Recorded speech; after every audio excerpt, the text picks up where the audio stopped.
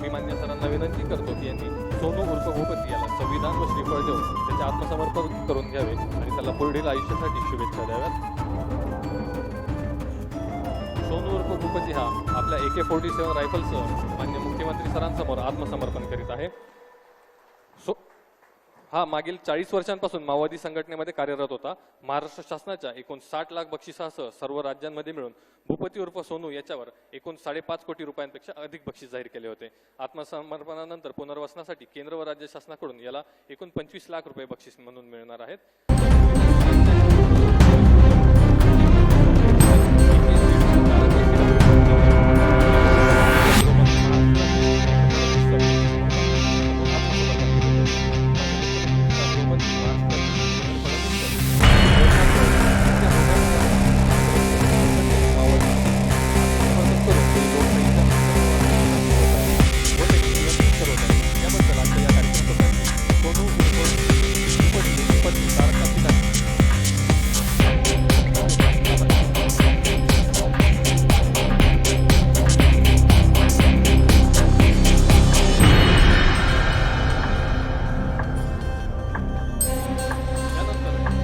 संपूर्ण आत्मसमर्पणाच्या कार्यक्रमात